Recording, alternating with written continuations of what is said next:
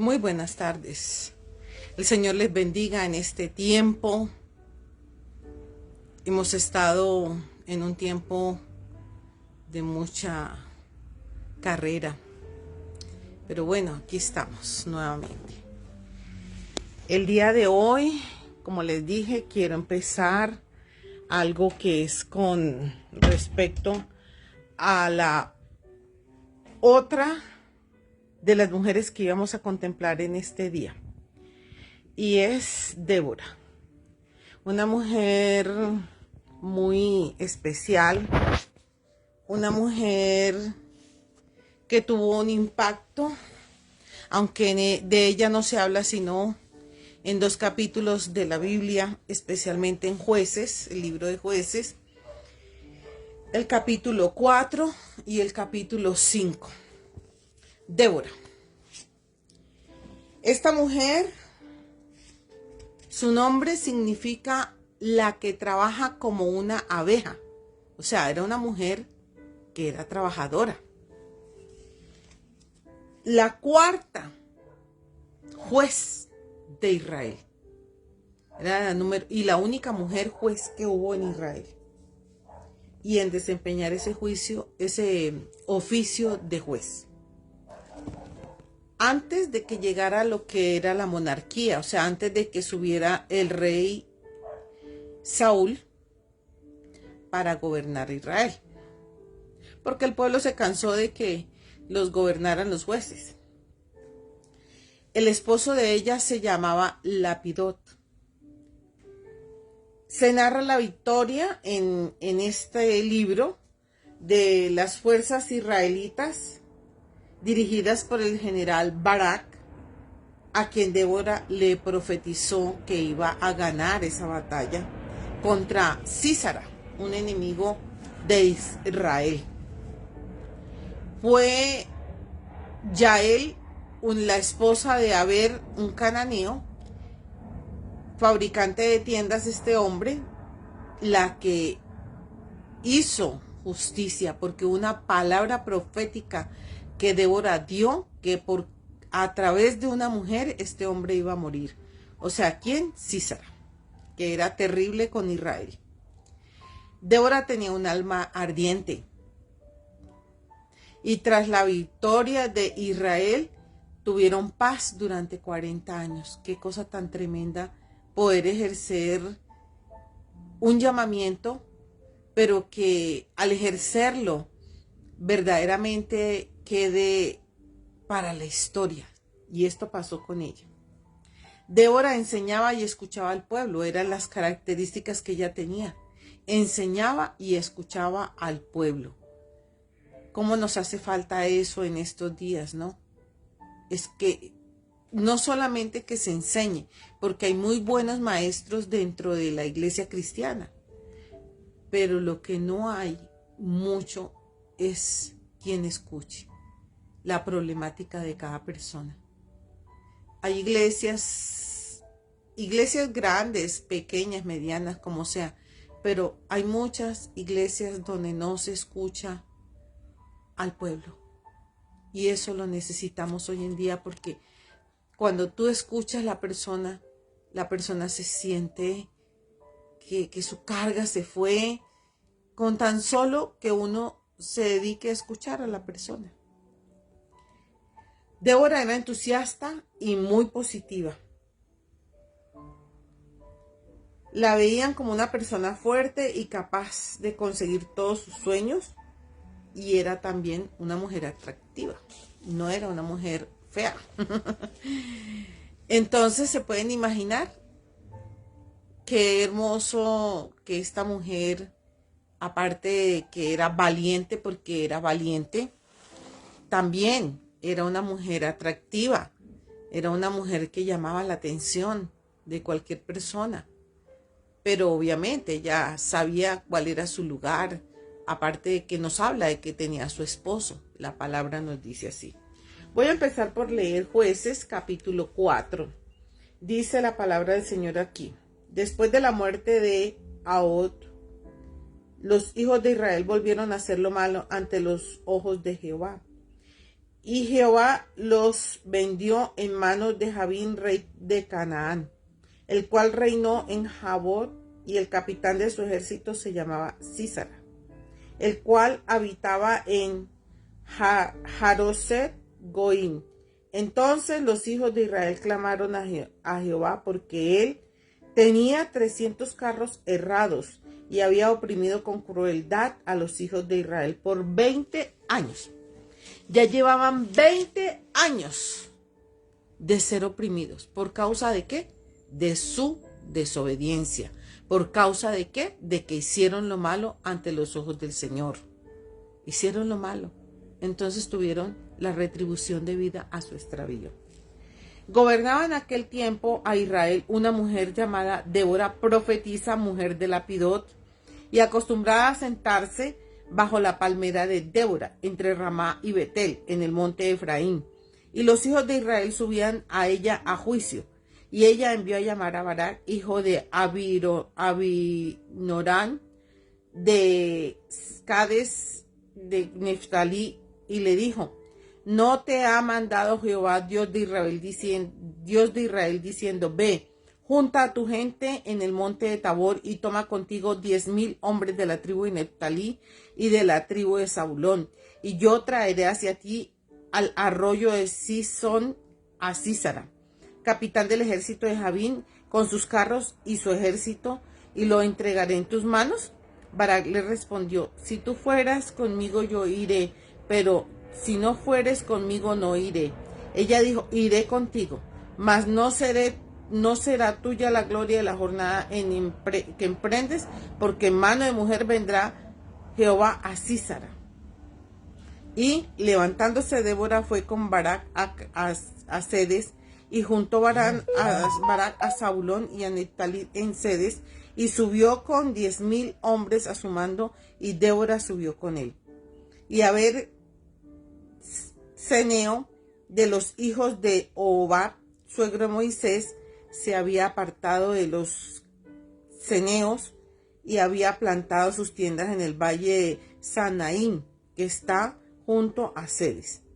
Vinieron pues a Sísara las nuevas de que Barak, hijo de Abinoam, había subido al monte de Tabor, y reunió Sísara todos los carros, 900 carros cerrados, con el pueblo que con él estaba, desde Haroset Goim hasta el arroyo de Sison. Entonces Débora dijo a Barak: levántate, porque este es el día en que Jehová ha entregado a Sísara en tus manos.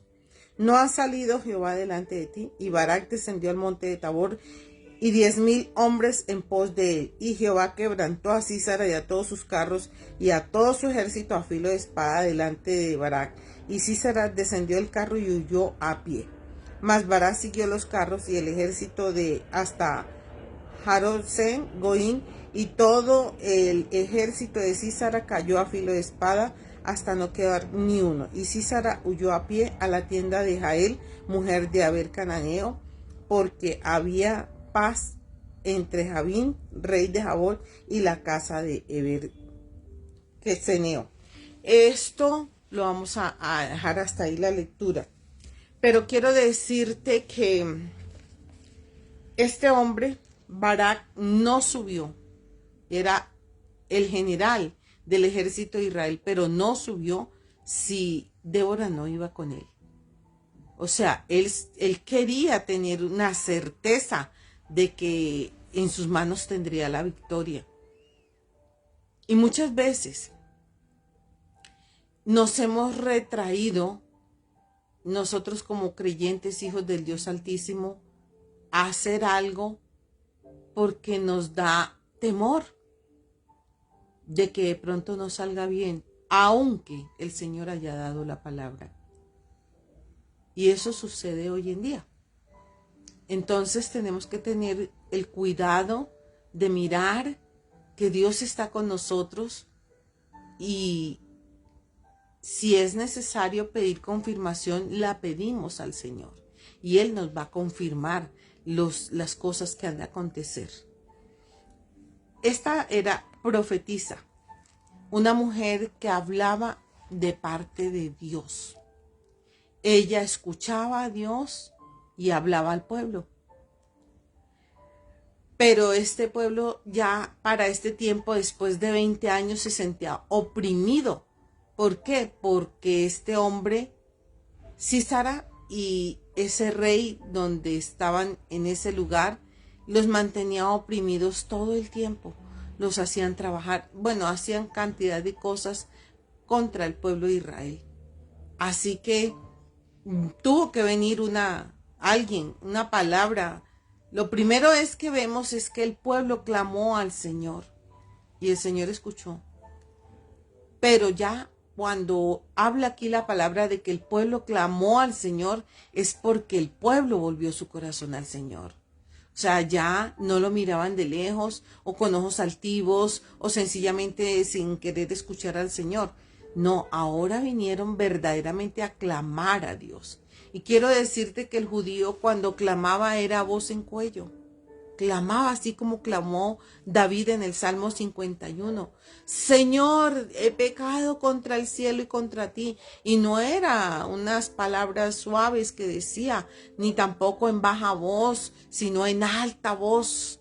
Lo gritaba. Decía, estoy clamando ante ti porque he fallado, Señor, porque te he fallado. Y eso fue lo que se vio en aquella época en el pueblo, en la nación de Israel, cuando el pueblo clamó a gran voz, cuando el pueblo clamó con dolor en el corazón, sabiendo que estaban siendo oprimidos por un hombre, por un general de un ejército y de un lugar que había venido en contra de Israel.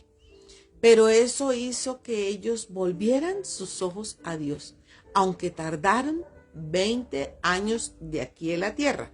Del cielo no sé cuánto tiempo estimaría Dios que ellos no habían clamado. En este caso, ellos clamaron. Israel hizo lo malo ante los ojos del Señor. Nuestro pecado nos afecta a nosotros y a los demás. Nosotros creemos que cuando nosotros pecamos, sencillamente somos nosotros. Y a nosotros es que se nos va a pedir cuentas y a nosotros es que nos va a afectar. Y no tenemos en cuenta que las personas que están alrededor de nosotros, las personas que conviven con nosotros, también se van a ver afectadas por lo que yo estoy haciendo. Se van a ver afectadas. Y aunque no quisieran, eso va a pasar.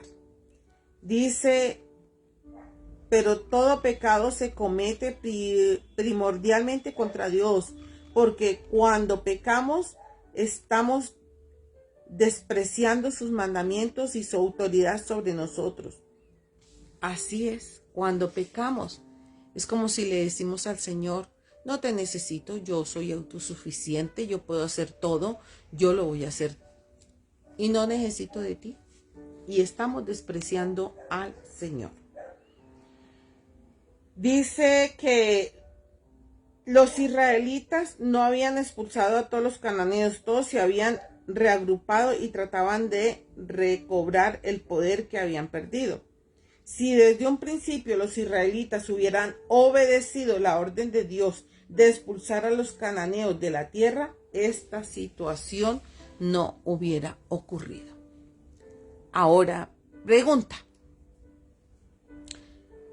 En términos generales en nuestra vida, ¿qué tipo de cananeos no hemos expulsado de nuestros territorios? De nuestro territorio.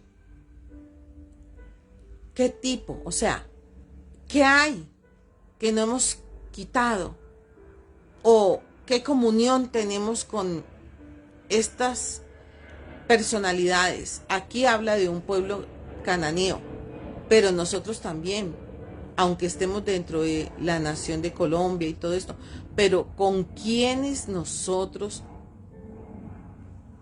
no hemos quitado, o sea, a quienes no hemos quitado de nuestra vida, que después nos pasa la cuenta de cobro, ¿cierto?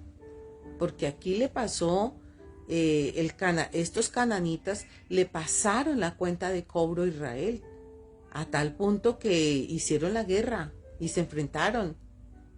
Y Dios sabía que se iban a enfrentar, pero él levantó la cuarta juez, una mujer, para escuchar al pueblo.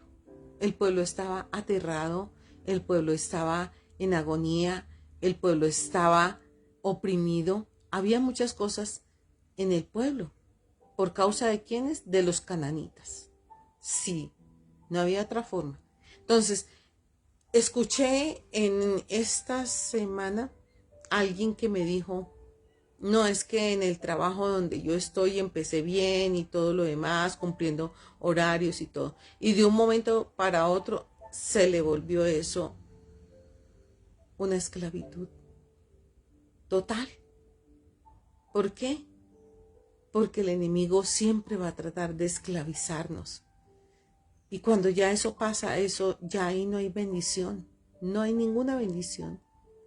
Lo que ocurre es que ya nos sentimos ahogados, sin fuerzas, sobresaturado de trabajo.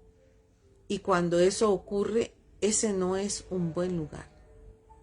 O ese no es un buen sitio. O esas personas no son una buena fuente de paz, sino de hostigamiento, de persecución.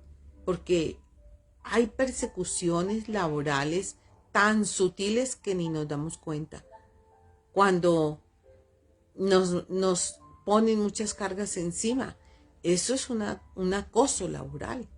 Claro, porque hay una carga de más de lo que tenemos que nosotros responder durante las 8 o 9 horas que tenemos de trabajo. Cuando ya se sobrepasa eso, se sobresatura a la persona a tal punto que ya quiere esa persona acabar con eso y ya no quiere estar más ahí.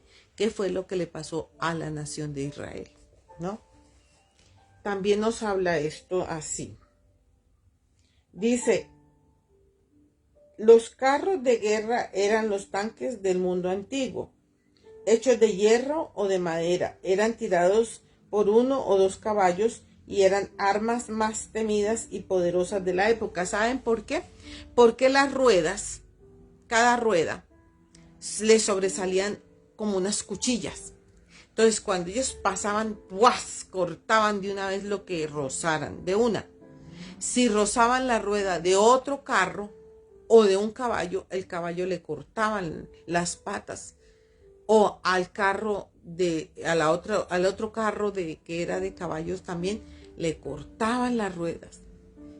Y si pasaban por el lado de los hombres que iban de a pie, de una vez iban quedando muertos en el camino.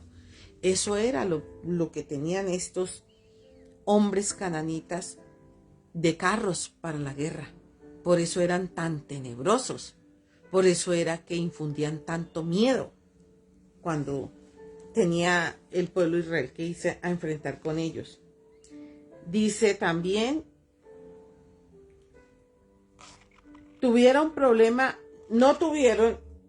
Sísara no tuvo problema alguno en oprimir al pueblo hasta que Débora, una mujer fiel a Dios, clamó a Dios por su ayuda. Después de 20 años, las condiciones insoportables, los israelitas finalmente clamaron a un Dios por misericordia. Debieron haber recurrido a él en primer lugar, pero intentaron hacer las cosas a su manera, lo que les dije yo, a su manera, y se metieron en más problemas. ¿Cuántos problemas nosotros no nos metemos por tratar de hacerlo en nuestras fuerzas, cierto? En nuestras capacidades humanas. Cuando hay un Dios que tiene todas las capacidades divinas para hacer posible lo que nosotros debemos hacer o que cumplir. Pero no se hizo de esa manera, sino como ellos querían. La Biblia describe varias mujeres que ejercen puestos de liderazgo nacional. Débora fue una mujer excepcional que desempeñó esa posición. Es evidente que Dios la escogió para que guiara a Israel porque era la persona indicada para el puesto. Dios puede elegir a cualquiera para guiar a su pueblo, ya sea joven, anciano, hombre o mujer. No permita que sus prejuicios se conviertan en obstáculos para quienes Dios ha elegido como sus dirigentes. ¿Era Barak un hombre cobarde o simplemente necesitaba recibir apoyo? No sabemos si era un hombre débil, pero era un capitán, era del ejército. Por lo tanto, en el ejército no hay hombres débiles. Tal vez necesitaba sentir a Dios al lado. Y él sabía que Débora portaba esa presencia del Señor, ¿cierto? Como nos pasa a algunos de nosotros. Y Débora alcanzó un nivel de respeto. Ella tenía la responsabilidad de dirigir al pueblo a la batalla, pero más que eso, lo guió para que viviera para Dios después de la guerra. Su personalidad unía al pueblo y exigía respeto, incluso a Barak, el general del ejército. También era una profetisa cuyo papel principal era exhortar al pueblo a obedecer a Dios. Los líderes no deben ser negligentes en cuanto a la condición espiritual de su gente. Un buen líder se preocupa por las personas, no solamente por adquirir la victoria. Amén. Un buen líder no es aquel que sí, que dirige o que hace algunas cosas a favor del pueblo. Es el que se preocupa, así sea por uno. Eso es un buen líder. El que está preocupado en saber dirigir una sola persona, 2 personas, 3 personas, las que sean. Pero es necesario escuchar, como hacía Débora.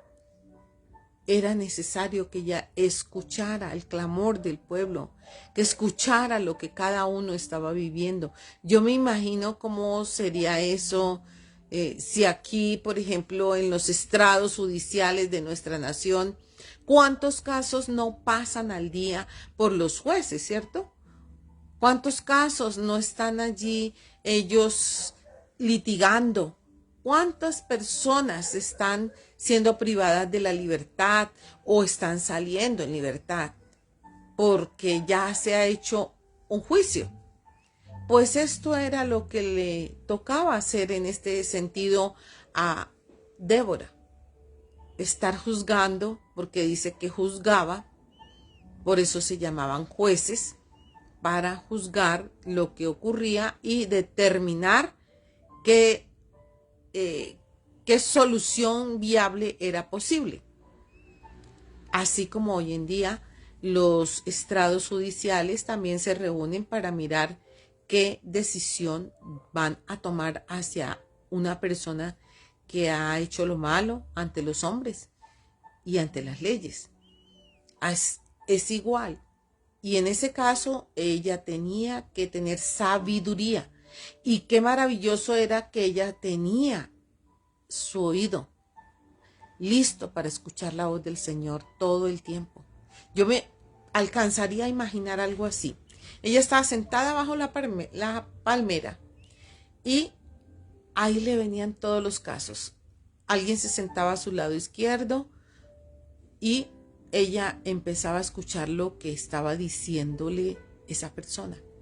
Pero por este oído escuchaba lo que la persona le estaba diciendo y por este estaba recibiendo del Dios Altísimo la solución al problema. Y eso tenemos que hacer hoy en día. Yo me acuerdo que cuando nosotros comenzamos en la iglesia cristiana, yo me preparé como una consejera. Y durante mucho tiempo pues estudié, hice todo lo que había que hacer porque nosotros teníamos una clase que era psicología cristiana. Y en esta parte nos enseñaban cómo evaluar a las personas de acuerdo a lo que escuchábamos, pero también era integral porque teníamos que mirar y escuchar la voz del Señor. ¿Qué nos decía? No era simplemente la parte física, ¿sí?, de lo que era la psicología, sino también en la parte espiritual. Para uniendo esas dos cosas, entonces teníamos un gran resultado y un consejo sabio. Y eso hacíamos. Yo durante mucho tiempo desempeñé esa labor de escuchar a las personas. Y sí, mucho tiempo me tocó escuchar historias verdaderamente difíciles, muy largas las historias, porque muchas veces cuando la persona viene a una consejería, quiere contar desde que nació hasta la época en que se encuentra en esos momentos. Y teníamos que resumir lo que quería decir la persona, o sea, llegar y centrar a la persona en la situación que le estaba molestando en ese momento, no de los años pasados, no del tiempo pasado, sino en ese momento, qué era lo que le estaba molestando, qué era lo que le estaba doliendo, qué era la situación que estaba viviendo para poder sacar una conclusión clara y concisa. Y sí, tuvimos personas que la raíz del problema que estaba viviendo en ese momento era consecuencia de un pasado. ¿Cómo le sucedió a Israel? Lo que estaba viviendo en ese momento en que fue escrito el capítulo 4 de Jueces era consecuencia de 20 años atrás. Haber dejado el Señor, haberlo menospreciado. Y todo ese tiempo esta mujer escuchando. Y dice que después de que se ganó esa guerra, esa batalla, Israel tuvo paz durante 40 años. Y podríamos decir que quizá esos 40 años duró esta mujer también de juez. Pero no hemos llegado hasta esa parte, todavía no hemos mirado a cuánto tiempo duró ella de juez. Pero lo que sí sabemos es que ella duró de juez el tiempo en el que el Señor le permitió hacerlo. Porque cada uno de nosotros que hemos venido con una misión, que hemos venido con un enfoque de parte del Señor, que hemos venido a ejercer su propósito y el llamamiento que tiene para cada uno de nosotros, eso tiene un tiempo. Todo eso tiene un tiempo. Y es un espacio de tiempo tal vez pequeño, otros más largo, en fin, de acuerdo al oficio que cada uno va a desempeñar y a lo que el Señor lo necesita a cada persona. Así que en este caso, con Débora fue algo glorioso. Ella fue a la batalla, ella estuvo ahí, ella miró todo eso. Y obviamente la batalla ya estaba ganada. Eso también nos habla a nosotros de cómo ganar nuestras batallas. Pero peleando bajo la dirección de Dios, no en nuestras fuerzas. Y bueno, será un tema de pronto para ampliar un poco más el día de mañana. Pero quiero decirte, Dios es soberano, pero también es celoso, aunque es muy amoroso. Pero el Señor necesita que se lo consulte todo el tiempo, que dependamos de Él, que tengamos una relación todo el tiempo y le preguntemos y le digamos hasta de qué forma nos vamos a vestir, a ver si a Él le parece. Yo soy una que le pregunto todo el tiempo, y más cuando voy hacia alguna reunión que yo no sé cómo son las personas, le digo, ¿cómo se están vistiendo? Yo hablo de esta manera con Dios y le digo, Señor, yo voy para tal parte, pero pues yo no conozco esas personas, pero tú sí.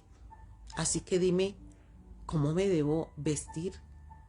¿Qué ropa debo colocarme? Pues tú los conoces a ellos. Yo no quiero de pronto llegar a perturbarle a alguno de los hermanos su paz por la forma como yo me vista. Y eso me ha funcionado todo el tiempo. O sea, preguntarle al Señor, porque Él sí me dice cómo me debo vestir. Y hay momentos, yo no sé si a ustedes como damas o como caballeros también les puede pasar. Y es el momento en que te estás vistiendo y estás eligiendo lo que te vas a colocar, aunque lo hayas elegido un día antes. Cuando ya te lo vas a colocar, tú dices, no, esta no es. No, esta ropa no es. Me voy a ir con tal otra. A mí me pasa muy frecuentemente.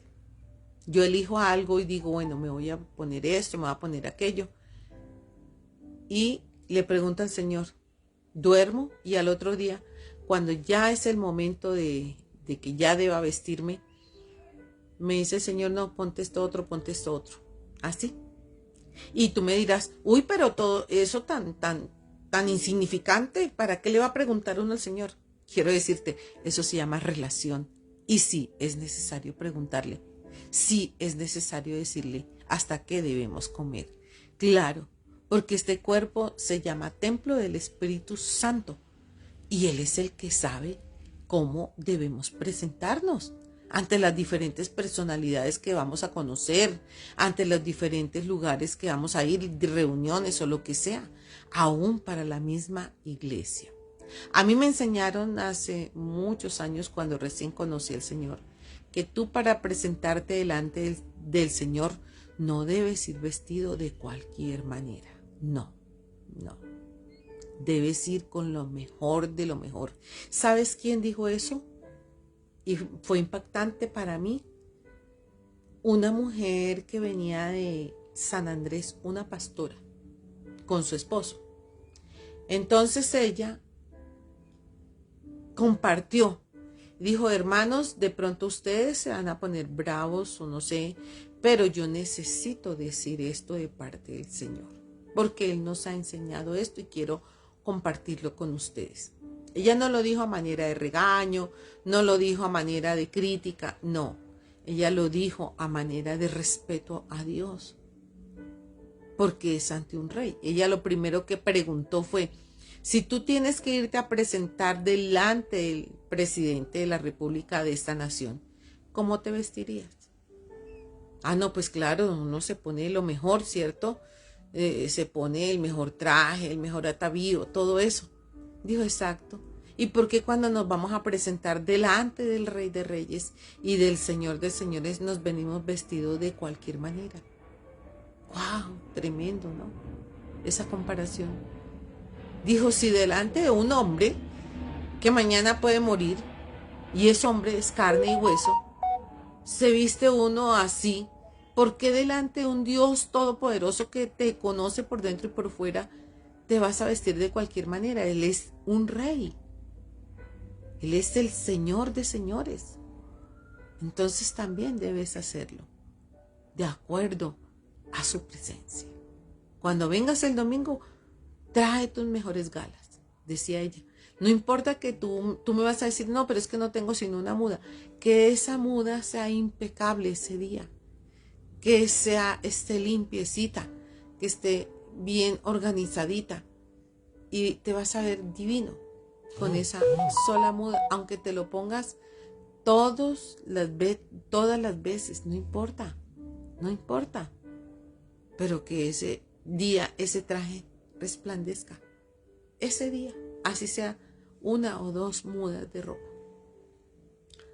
Conozco un pastor, bueno, no personalmente, por la televisión primero y luego ahora por las redes. Él contaba su historia, que para ir a la iglesia solo tenía 2 vestidos. Y cada vez él planchaba y planchaba, que ya estaban tan deteriorados de tanta plancha que ya brillaban los vestidos. Pero él nunca iba mal puesto a la iglesia, o sea, mal vestido. Él iba con sus vestiditos, que solo tenía 2, y los llevaba lo mejor posible y lo mejor planchado y organizado que tenía. Al día de hoy ya tiene muchísimos vestidos, no necesita hacer eso, pero en aquella época cuando él comenzó era así, era así. Y tú me dirás, bueno, ¿qué tiene que ver el vestido con Dios? ¿Y qué tiene que ver? Tiene que ver todo. Tiene que ver todo. Porque Él es el Señor de señores. Y yo me atrevería a decir que esta mujer, Débora, para estar sentada debajo de la palmera y a recibir a todo el pueblo para escucharlo, ella tendría que haberse vestido bien, porque dice que era hermosa. O sea, ella se arreglaba bien para su gente. ¿Cuánto más no se arreglaría para su Dios, cierto? Esto lo quiero compartir en esta tarde con el fin de mostrarte que eso se llama dependencia del Señor. El decirle esto, ¿cómo te gustaría verme hoy? ¿Cómo te gustaría que me vistiera hoy? Eso se llama dependencia. Dependencia. Relación. Y cuánto nos hace falta eso, ¿cierto? Y más hoy en día, donde el vestir no está como muy, al contrario, no está como muy de moda el vestirse, está de moda el desvestirse, ¿cierto? Ahí dejo eso para que empecemos a pensar cómo me presento delante del Señor, cuál es mi relación que tengo con Él. ¿Estoy siéndole obediente a lo que Él me está mandando o simplemente quiero hacer mi voluntad? Y si yo quiero hacer mi voluntad, pues entonces me tendré que atener a las consecuencias, como pasó en la nación de Israel. Mañana seguiremos hablando sobre el tema, ¿cierto? Está como muy genial el tema, porque tiene que ver con todo un contorno de cosas alrededor nuestro que normalmente no miramos, sino que pasamos por alto. Esas pequeñeces hacen grande a un líder. Esas pequeñeces hacen grande a una nación. Padre, te damos gracias en este tiempo por tu amor, por tu bendición.